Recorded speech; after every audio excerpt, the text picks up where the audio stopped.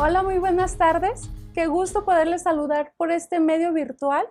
Sabemos que aún estamos por el momento a la distancia y nos conectamos desde nuestros hogares, desde casa. Pero aún así a la distancia les saludamos y les quiero invitar por favor que me acompañen a orar. Padre, te pedimos que por tu palabra hables profundamente a nuestro corazón. Hoy en este tiempo, Señor, queremos ser asombradas por ti, el Verbo encarnado que despliega gloria, gracia y verdad. Que podamos contemplarte y caer rendidas ante tu majestad, Señor. Te lo pedimos en el nombre de Jesús. Amén. Y bueno, pues para iniciar, por favor, te pido que me acompañes al Evangelio de Juan, capítulo 1, versículo 14 al 18. Que es el siguiente pasaje que nos toca estudiar el día de hoy. Dice así Juan 1, 14 al 18. Y aquel Verbo fue hecho carne y habitó entre nosotros, y vimos su gloria, gloria como del unigénito del Padre, lleno de gracia y de verdad. Juan dio testimonio de él y clamó diciendo: Este es de quien yo decía, el que viene después de mí es antes de mí, porque era primero que yo. Porque de su plenitud tomamos todos, y gracia sobre gracia. Pues la ley por medio de Moisés fue dada, pero la gracia y la verdad vinieron por medio de Jesucristo. A Dios nadie le vio jamás. El unigénito Hijo que está en el seno del Padre, Él le ha dado a conocer. Y vemos una vez más el versículo 14. Y aquel Verbo fue hecho carne, y habitó entre nosotros, y vimos su gloria, gloria como del unigénito del Padre, lleno de gracia y de verdad. Y aquel Verbo, dice Juan, enseñanzas atrás hemos hablado del Verbo y hemos visto que Jesucristo es el Verbo, es decir, la palabra, el Logos quien estaba con Dios y que era Dios. Y aquí vemos en su primer parte de Juan 1:14 que aquel Verbo, es decir, Jesucristo, fue hecho carne. Aquel Verbo es Dios que se hizo carne, que se hizo hombre, verdadero y completamente Dios y a la vez verdadero y completamente hombre. Y este Verbo fue hecho carne, es decir, se encarnó. Y miren, hermanas, en el original la palabra carne, que el verbo se hizo carne, viene del griego sars, así se pronuncia, que significa carne, cuerpo, humano, naturaleza. Las escrituras algunas veces usa la palabra carne en un sentido moral, hablándonos de las obras de la carne como se ven en Romanos 8 o en Gálatas 5. Pero en este caso, el verbo que fue hecho carne se nos habla en el sentido físico. Romanos capítulo 1, versículo 3 dice que Jesús fue el hijo de David según la carne, hablándonos en términos humanos, en un término literal, en un término físico. Entonces, cuando dice que el verbo fue hecho carne, no está hablando en ninguna manera en términos morales, obras de la carne, no, nos está hablando que literalmente se hizo humano, se hizo carne. Él era verdaderamente humano, el Verbo, Jesús, en todo sentido. Filipenses nos dice cómo el Señor Jesucristo, el Verbo se hizo semejante a los hombres.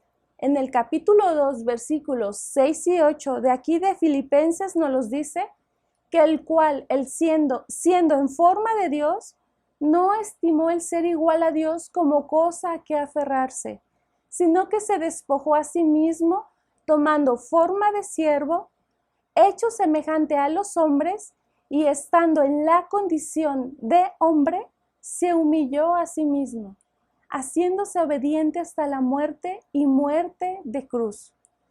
Y qué asombroso es esto, amigas. En un sentido, él siendo en forma de Dios, Él siendo en forma de Dios, es decir, en igualdad a Dios, no estimó el ser igual a Dios como algo a que aferrarse, sino que se despojó a sí mismo. Y miren, hermanas, aquí está el primer paso de su encarnación. Aquí está el primer paso de la encarnación del Verbo, de este Verbo que se hizo hombre. Él no se aferró a ser igual a Dios, sino que se despojó. Y esta palabra se despojó significa vaciar. Él se despojó, Él se vació a sí mismo, Él se rehusó a usar aquello a lo que Él tenía derecho como Dios. ¿Te puedes imaginar esto? Dios, quien es dueño de todo, quien puede hacer todo, quien tiene el derecho a todo, quien está plenamente satisfecho consigo mismo, se vació. Y ojo, Él no dejó de ser Dios cuando se despojó, cuando se vació. En su encarnación, en la encarnación de este Verbo, Él no intercambió su deidad por su humanidad. Él no dejó de ser Dios y comenzó a ser hombre. Porque si hubiera hecho eso, Él habría muerto en la cruz y se hubiera quedado ahí en la tumba, porque solo Dios tiene el poder de morir y al morir conquistar la muerte.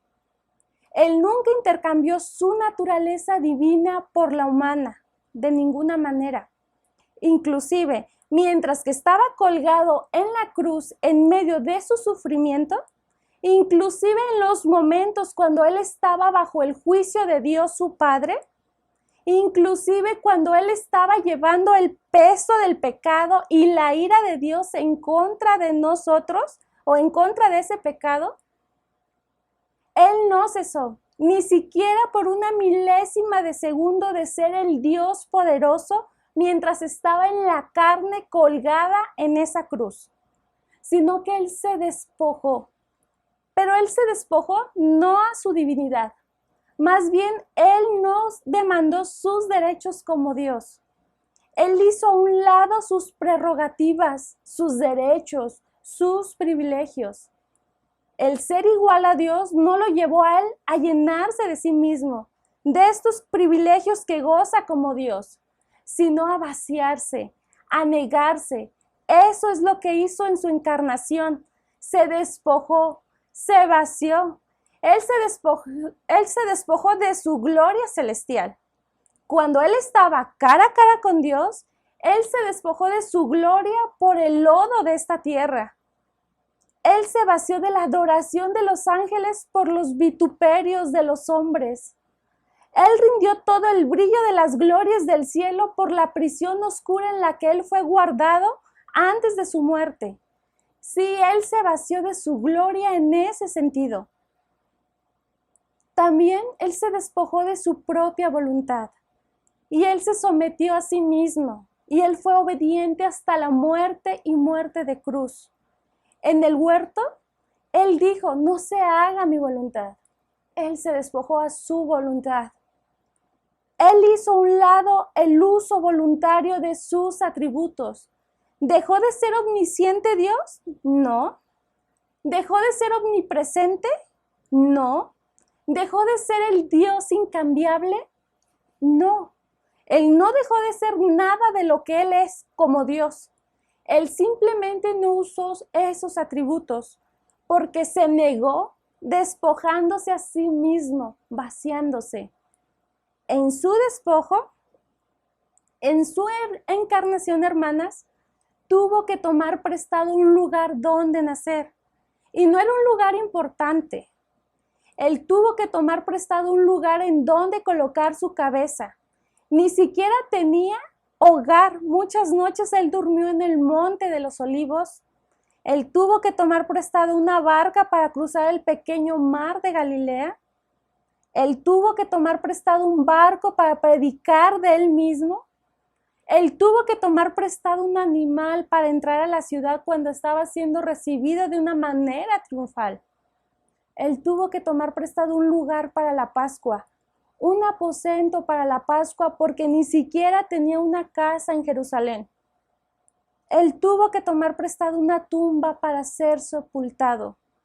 La única persona que tiene el derecho a todo terminó sin nada porque se despojó de sus derechos como Dios. Siendo Él el Rey de Reyes, el Señor de Señores, el heredero legítimo al trono de David, se despoja voluntariamente a ese derecho y se vació en su humanidad. En la encarnación del Verbo, entonces comienza con abnegación. En su encarnación comienza con abnegación. Comienza con Jesús estando dispuesto a dejar ir la gloria que Él tuvo con el Padre antes de que el mundo fuera, porque se vació. Y qué asombroso es esto para nosotras, amigas. Jesús teniendo todo el derecho que Él sí merece, siendo el dueño de todo y teniendo todos los atributos que como Dios les pertenece, se despoja para servir al pecador. Algo totalmente contrario a nosotras, humanas, a nosotras como amigas, a nosotras en nuestra naturaleza. Porque la realidad es que a diferencia del Señor Jesús, nosotras no merecemos y no tenemos nada. Sin embargo, nos sentimos que lo merecemos y que tenemos derecho a todo. Merecemos una buena casa, merecemos una buena atención de parte de nuestros padres o esposos. Sentimos que merecemos que nos reconozcan las cosas o el trabajo que hacemos. Creemos que no tienen por qué pasarnos problemas en nuestras vidas y cuando algo se sale de nuestro control nos frustramos. Nos enojamos como si fuéramos dueñas y no creación. Y la verdad es que así no fuimos creadas como mujeres. Fuimos creadas para la gloria de Dios, no para nuestra gloria, entendiendo que todo es por Él, de Él y para Él. Pero por causa del pecado nos sentimos con derecho a las cosas que fueron hechas para la gloria de Dios y no para nosotras. Deseamos satisfacer nuestras necesidades, no pasar por circunstancias difíciles. Queremos vivir tranquilas y sin problemas, sin rendir gloria a Dios en medio de nuestras aflicciones. Pero qué perfecto ejemplo tenemos en Jesús. Siendo Dios, se despojó de sus derechos. ¿Y nosotras seremos más dignas que Él? ¿Que el mismo Señor que es Dios? Amigas, no vivamos para luchar por nuestros derechos en el matrimonio, nuestros derechos en la maternidad, nuestros derechos en el núcleo familiar o social. Estamos para glorificarle. Así que, amigas, rindámonos lo que pensemos que son nuestros derechos, rindámonos a Él.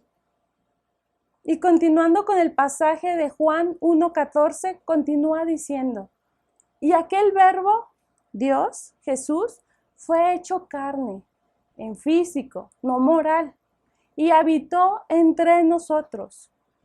Habitar entre nosotros. Aquí Juan nos está diciendo que este Dios, hombre, el verbo hecho carne habitó entre nosotros y esto en el original quiere decir levantar tu tienda. Él trajo su tienda a nosotros y acampó en nuestro mundo. La palabra habitar en español significa simplemente vivir o morar en un lugar.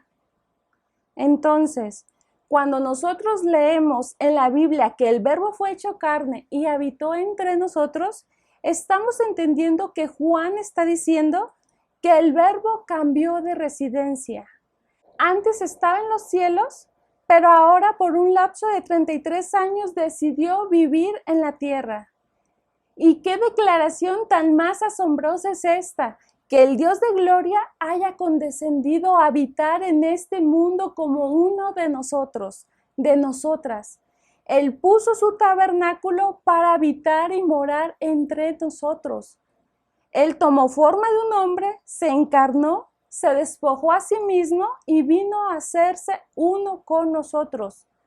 Dios, en forma humana, moró y habitó con nosotros. El inmortal se hizo mortal. El Creador se convirtió en una de sus criaturas. Vino a vivir donde nosotros vivimos. Plantó su tienda entre nosotros. Aunque era en forma de Dios, Él no consideró el ser igual a Dios como algo a que aferrarse, sino que se despojó a sí mismo, tomando forma de siervo, haciéndose semejante a los hombres, como lo vimos en Filipenses capítulo 2, 6 y 7. Se despojó de sí mismo, no al poner sus atributos divinos a un lado, sino al tomar nuestra humanidad voluntariamente, restringiéndose del uso de sus atributos divinos. Él tomó nuestras debilidades, Él tomó nuestras fragilidades y limitaciones humanas. El que nunca duerme se cansó. El creador de los océanos del agua tuvo sed. El que dio de comer a un pueblo maná en el desierto tuvo hambre. El que colgó las estrellas en el espacio durmió bajo las estrellas. El Dios omnisciente tuvo que aprender a hablar y caminar. La palabra eterna de Dios tuvo que aprender a leer. El que ayuda a su pueblo se hizo indefenso y dependiente. El Hijo amado de Dios se hizo el Hijo rechazado del hombre. El que creó a los ángeles recibió la ayuda de ángeles durante su tentación en el desierto. ¿Y por qué lo hizo? Para llevarnos a Dios, a rebeldes como nosotras, separadas por el pecado bajo su ira. Primera de Timoteo 1:15 nos lo reafirma diciendo: Cristo Jesús vino al mundo para salvar a los pecadores. Para eso vino, para eso se encarnó, para eso habitó entre nosotros, para eso puso su tabernáculo en medio nuestro, hermanas. Porque Dios no envió a su Hijo al mundo para juzgar al mundo, sino para que el mundo sea salvo por él, de acuerdo a lo que nos dice Juan 3:17. Para podernos salvar, Jesús tuvo que encarnarse. Para podernos salvar, Jesús tuvo que encarnarse, habitar entre nosotros y vivir y morir como humano. Él voluntariamente escogió el camino de humillación para nuestro bien, a nuestro favor, hermanas. Dios verdaderamente vino a esta tierra y vivió aquí como un hombre entre los hombres, porque se encarnó y habitó entre nosotros. Jesucristo tomó carne para sí con el fin de cumplir con su objetivo de redención para con la humanidad. ¿Y cómo podemos saber que realmente esto es así? Que el Verbo se hizo carne para habitar entre nosotros, siendo Dios encarnado. Los siguientes pasajes que vienen a continuación aquí en Juan nos dan 3 evidencias claras que esto fue así. La primera evidencia es que este Dios encarnado despliega gloria divina. La segunda evidencia es que este Dios encarnado da gracia. Y la tercera evidencia es que este Dios encarnado define a Dios. Y veamos la primera evidencia en el versículo 14, el cual es que el Dios encarnado despliega gloria divina. Juan 1:14 nos lo dice a continuación. Y vimos su gloria, gloria como del unigénito del Padre, lleno de gracia y de verdad. Y dice, vimos su gloria. ¿Y qué significa gloria? ¿Qué es gloria? Miren, la definición del griego es doxa, que significa glorificar, glorioso, honra, honroso. Eso es lo que viene como definición. Para esto tenemos que regresarnos al Antiguo Testamento para entender eso realmente acerca de la gloria de Dios, que es intrínseca en su naturaleza. Es quien es Él en la suma de sus atributos. Tú puedes pensar en los atributos de Dios y los enlistas, y todos ellos en complejidad perfecta son su gloria intrínseca, innata, todos sus atributos. pero después también está su gloria manifiesta o manifestada. Él manifiesta su gloria simbólicamente y en realidad. Te lo voy a explicar mejor. Por ejemplo, Moisés en el Éxodo 33 le dice a Dios, y te lo voy a parafrasear, ahorita que estamos aprendiendo de la paráfrasis. Él le dice, Señor, Dios, Jehová, muéstrame tu gloria, quiero ver tu gloria. Y el Señor le contesta, muy bien, te voy a mostrar mi gloria, pero tengo que advertirte que no te la puedo mostrar de manera total. No te la puedo mostrar completamente porque ningún hombre puede ver mi rostro y seguir viviendo. Y entonces el Señor dijo, he aquí un lugar junto a mí, tú estarás sobre la peña, y cuando pase mi gloria, yo te pondré en una hendidura de la peña, y te cubriré con mi mano hasta que haya pasado.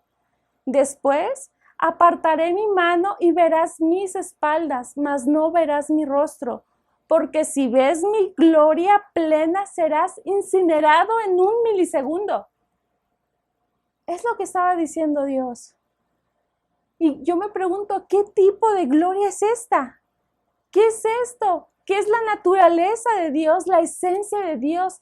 Esto es el complejo eterno de todo lo que Él es. Miren, hermanas, intentando yo para este estudio describir o definir lo que es la gloria para podérselos explicar mejor, lo que yo encontré de lo que significa esta palabra y lo intenté buscar lo mejor posible y no me resultó, la verdad, nada sencillo ni siquiera decírselos. Tuve que definir de esta palabra lo mejor posible. Y es porque yo no creo que se pueda definir en simples palabras algo que es tan inmenso como la gloria de Dios, la doxa. Pero con todo mi corazón quiero intentar contarte en una manera con ejemplos lo que es la gloria de nuestro Dios. Esta gloria que fue manifestada en el Verbo encarnado. Y te lo diré de esta manera. La Vía Láctea, las galaxias que conocemos y quizá las galaxias que ni siquiera sabemos que existen, las ballenas, los peces espadas, los cangrejos, el oxígeno, la tierra, el fuego, el agua, tus ojos, tus oídos mientras ves y escuchas este video, tu corazón que palpita sin que se lo pidas, tus pies que sostienen todo tu peso y mi voz que te está diciendo esto, el fuego en la zarza ardiendo, el mar partiéndose a la mitad para que un pueblo entero pase en medio en seco, un resplandor tan brillante que era imposible ver, ciegos siendo sanados, cojos caminando y demonios huyendo. Todo esto va definiendo la gloria de Dios. Dios Rey eterno, grande, digno de alabanza, poderoso, magnífico, bondadoso, clemente, misericordioso, bueno, bendito, Señor, justo, cercano, santo, omnipresente, omnisciente, omnipotente, todopoderoso. Esto anuncia la gloria de Dios. Todo esto va definiendo la gloria de Dios, hermanas. La gloria de Dios es indescriptible porque revela lo que Dios es. Él es glorioso. Él es santo, santo, santo. No hay otro nombre, no hay otro rey, no hay otro Dios.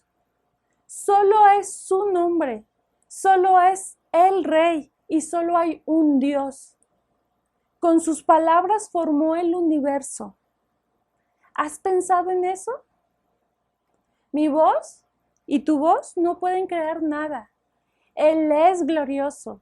Su gloria es el resplandor de Él mismo.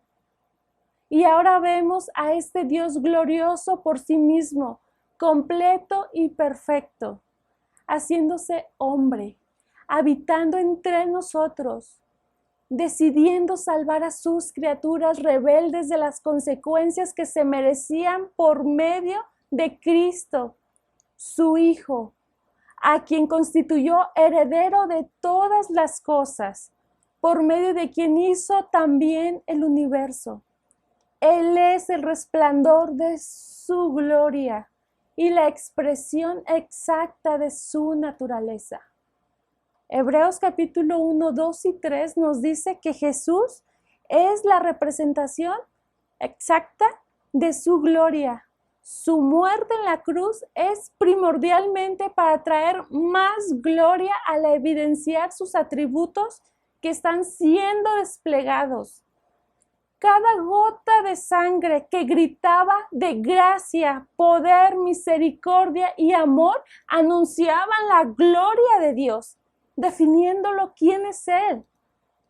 Y amigas, al ver toda la grandeza de nuestro Dios, en la creación, en sus atributos y en el volcán de gloria que explotó en la cruz del Calvario, no podemos vivir creyendo que el universo entero gira para nosotras. No podemos creer que los pajaritos en las mañanas cantan para nosotras, que los planetas no se desorbitan para nosotras, o que la vida, muerte y resurrección y ascensión de Cristo fue solo para nosotras. Ciertamente hemos sido beneficiadas, extremadamente beneficiadas por toda la gloria que Dios, en su bondad, nos permitió disfrutar y formar parte. Pero porque en Él fueron creadas todas las cosas, tantos los que están en los cielos como en la tierra, visibles e invisibles, ya sean tronos, o dominios, o poderes, o autoridades, todo ha sido creado por medio de Él y para Él, para su gloria. Y esto lo dice Colosenses 1:16. Y Juan cuando dice, y habitó entre nosotros, y vimos su gloria, como la primera evidencia, Él no solo está hablando de la representación de esa gloria en luz, Él está hablando de la realidad de sus atributos, los cuales fueron manifestados a lo largo del ministerio de la vida de Cristo, de Dios encarnado. Juan podría decirlo de esta manera: vimos su amor, vimos su gloria, vimos su amor, vimos su misericordia, vimos su sabiduría, vimos su conocimiento, vimos su poder, vimos su justicia, vimos su santidad, vimos su compasión, vimos su omnipotencia, vimos su omnisciencia, vimos su enojo, vimos su ira, vimos su bondad, vimos su paciencia, lo vimos todo de Él, vimos todas esas cosas que en el Señor está, que es su gloria. Y vimos la luz y vimos su gloria. No cuestionamos que este es Dios, ¿no es cierto? Después de saber qué es su gloria. Vimos la luz manifestada que simboliza su gloria y vimos los atributos que constituyen su gloria. Lo vimos todo de Él. Vimos todo lo que es Dios, su gloria en Jesús. Vimos una representación visible de su gloria y vimos la representación invisible de esa gloria en su vida. Y vamos a descubrir en Juan 2, cuando vayamos a una boda, más adelante en los siguientes capítulos vamos a ver una boda, vamos a ir de hecho a esa boda junto con Jesús y vamos a ver cómo Él hizo un milagro ahí. Y en el versículo 11 de este capítulo 2 de Juan, más adelante, Él dice que este principio de señales hizo Jesús en Caná de Galilea y manifestó su gloria. Él no se retrajo, por así decirlo, Su carne lo hizo en la transfiguración, sino que Él manifestó la gloria de su poder al crear vino de la nada. Entonces Juan dice, miren, vimos su gloria. Sí, en el momento santo, gloria visible, pero sí vimos esa gloria invisible en la operación de sus atributos.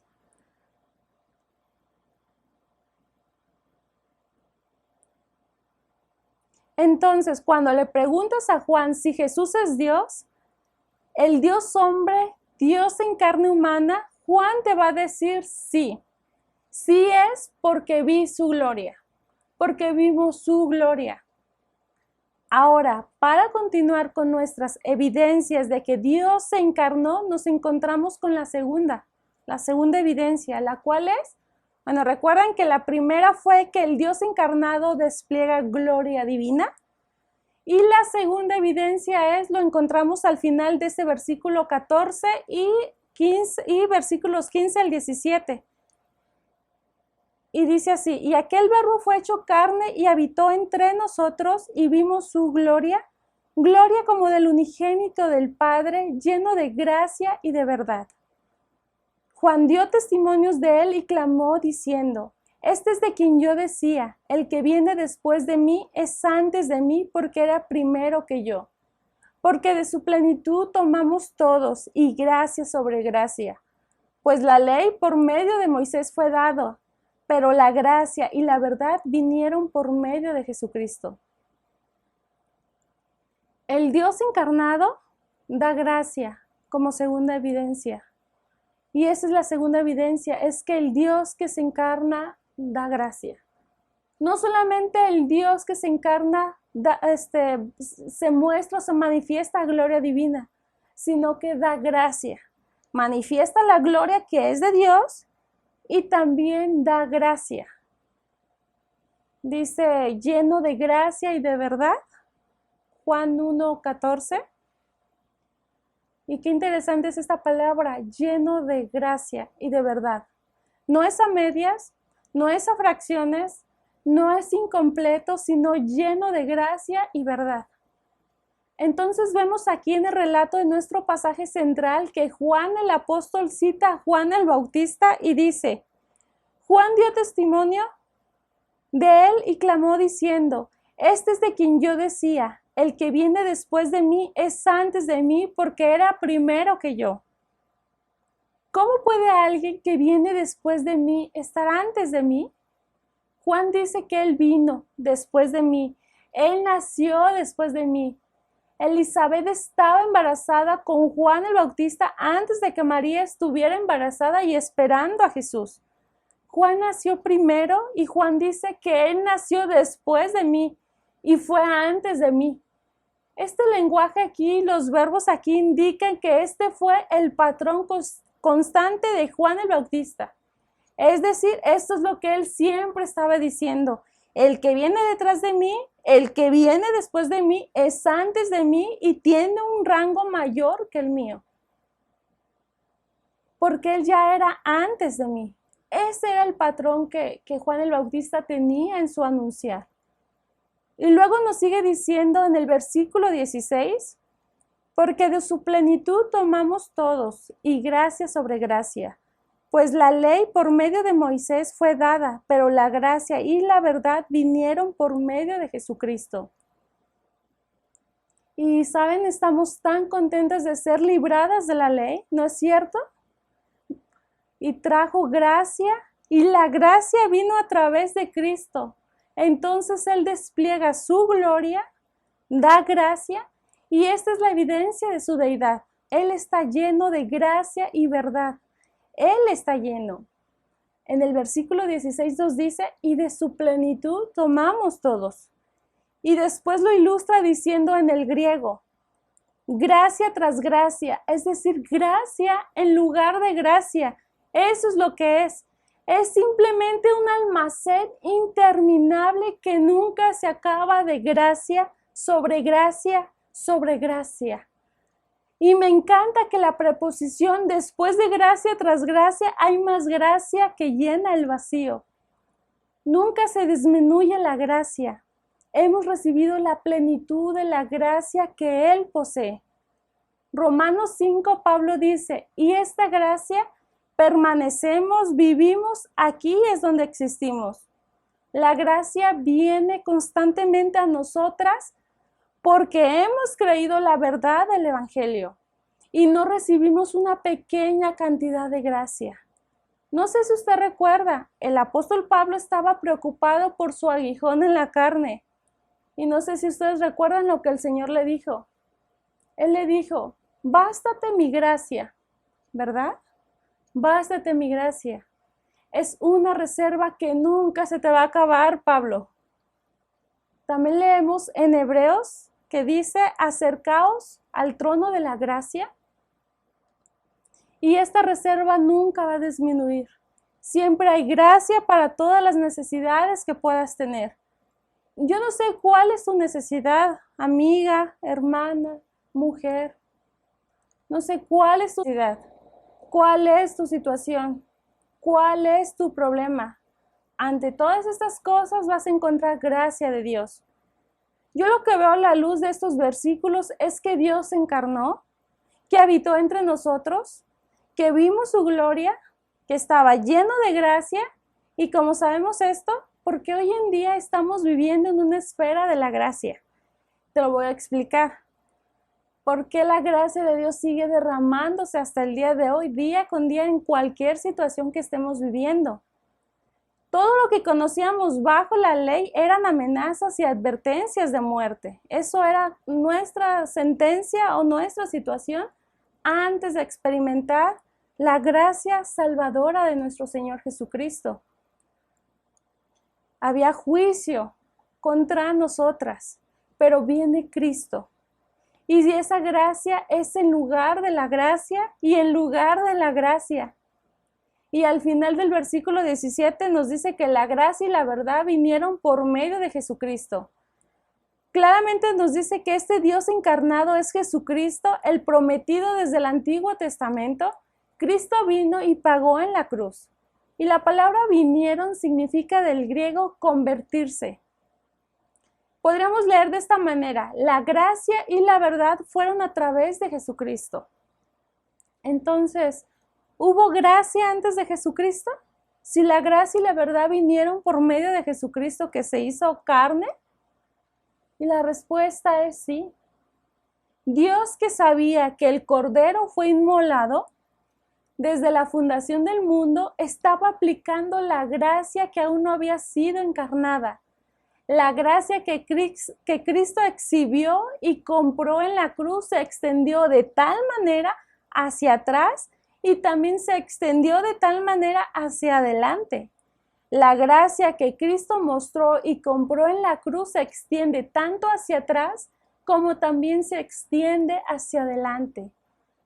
Y por último, la tercera evidencia de que el Dios encarnado habitó entre nosotros es que el Dios encarnado define a Dios. Hemos visto en el punto anterior que la segunda evidencia de este Dios encarnado es Cristo, que da gracia. Y también hemos visto que despliega gloria divina, y ahora vemos en esta tercera evidencia que define a Dios. Para esto te pediré por favor que me acompañes al versículo 18. Y me encanta este versículo 18, dice así: a Dios nadie lo ha visto jamás. El unigénito Hijo que está en el seno del Padre, Él lo ha dado a conocer. A Dios nadie lo ha visto jamás. ¿Por qué? Porque Él es invisible. Hay ocasiones en las que Dios se ha aparecido como humo, como columna de humo o de fuego, pero Él no tiene forma. Nadie lo ha visto. Pero el unigénito Hijo que se encarnó y el que está en el seno del Padre, Él lo dio a conocer. Y el seno realmente es una palabra anticuada, es un griego antiguo, y te voy a explicar lo que significa. Es usada en el libro de los Hechos, esta palabra seno, para referirse a una bahía o a una bolsa o a un contenedor o a un compartimiento. Es una palabra para doblar el material, Para eso se usa esta palabra seno del Padre. Si, por ejemplo, usted toma mucho material y lo apila, tiene varios dobleces. Y esa sería la palabra usada para referirse también a una bolsa muy apretada, muy pequeña. Entonces, lo que Juan está diciendo aquí es que el unigénito del Padre, quien está pegadito, juntito, doblado, envuelto, íntimamente cerca de la presencia misma de Dios, del seno del Padre, y esto es un retrato hermoso. Quien está doblado en Dios, Él es quien lo ha dado a conocer, quien lo ha explicado. Él lo ha dado a conocer. Y su última declaración, Él lo ha dado a conocer, realmente es poderosa. ¿Cómo explicarías a Dios? ¿A dónde irías? Bueno, irías a este versículo y dirías, observa a Jesús. Él explica a Dios porque Él lo ha dado a conocer. Por cierto, la palabra dado a conocer es una palabra interesante en esta frase. Fíjense, significa exegomai. Él lo ha dado a conocer. Y es de la cual obtenemos la palabra exégesis. ¿Y qué significa exégesis? Pues significa interpretar, explicar, dar el significado. Jesús es una exégesis de Dios, es decir, Él da el significado, Él lo da a conocer, Él lo interpreta. Entonces, ¿quieres saber algo acerca de Dios? Jesús define a Dios, Él despliega gloria, Él da gracia y Él define a Dios. Entonces, vemos que Jesús es más que un buen hombre, es más que un buen maestro o un líder religioso noble. Él es Dios y si realmente crees que es así, según el versículo 12 que ya vimos, a los que le recibieron, les dio la potestad, les dio el derecho de ser hechos hijos de Dios. Pero tú tienes que creer en su nombre y para creer en su nombre debes de creer en Él, en quién es Él. Y solo a través de Cristo y su obra redentora somos hijas para siempre. Y con eso termino el día de hoy. El Verbo se hizo carne y habitó entre nosotros, y vimos su gloria. El Dios de gloria se hizo presente en la persona de Jesús. Nuestro Señor Jesucristo no es una manifestación adicional de la gloria de Dios, no. Él es el resplandor de esa gloria, como dice Hebreos 1:3. Él es el lugar de reunión donde ahora los hombres se encuentran con Dios. Él es el altar de nuestros pecados y donde nuestros pecados son expiados para que nosotros podamos disfrutar de una plena comunión con el Dios 3 veces santo. Él es la más plena revelación de Dios. Él interpreta y define a Dios. A Dios nadie lo vio jamás, pero el unigénito Hijo que está en el seno del Padre, Él le ha dado a conocer. Nadie puede conocer verdaderamente a Dios si no es a través de Jesucristo. Él es la revelación completa y definitiva de Dios. Y Él es el único intermediario por medio del cual podemos acercarnos a Él. Juan 14:6 nos lo dice y nos lo explica diciendo, yo soy el camino y la verdad y la vida. Dice el Señor, nadie viene al Padre si no es por mí.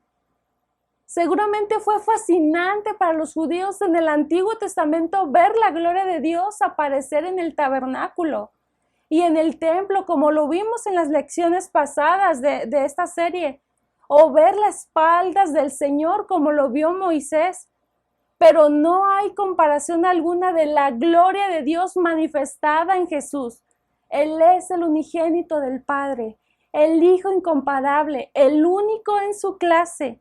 Él es nada más y nada menos que el Dios encarnado, el Creador, el sustentador del universo, que por amor a nosotros se hizo hombre para sustituirnos en la cruz del Calvario. No es lo mismo contemplar una columna de nube y de fuego que contemplar a Jesús. Esa nube no puede revelarnos como Él nos revela el carácter de Dios, su amor, su bondad, su compasión, su misericordia, su sublime y bendita gracia. Jesús es la imagen visible del Dios invisible, como lo dice Colosenses 1:15. Es por eso que en Juan 14:9 el Señor le dijo a Felipe, el que me ha visto a mí, ha visto al Padre. Hermanas, es en Jesús y solo en Jesús donde podemos conocer al único Dios vivo y verdadero y tener comunión con Él.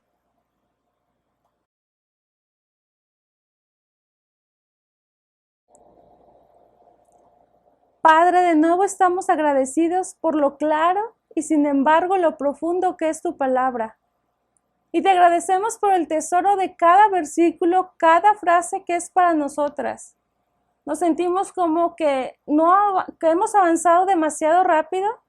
Podemos pasar más tiempo en este pasaje únicamente, pero queremos confiar en tu Espíritu Santo, que Él nos dé entendimiento en estas verdades. Oro por las que aún no han confesado a Jesús como Señor y Salvador, que todavía no han llegado a conocer al Dios hombre que murió en la cruz para pagar la paga o el castigo de sus pecados, que resucitó para proveerles vida eterna. Que esos corazones sean abiertos hoy, que ellas crean y que no se vayan sin que hayan simplemente oído esto predicado y se vayan a una desobediencia rebelde y hagan a un lado la oportunidad de encontrar descanso eterno. Que ellas entren al descanso que se encuentra solo a través de la fe en Cristo. Oramos en tu nombre, Señor Jesús. Amén. Bendiciones, hermana.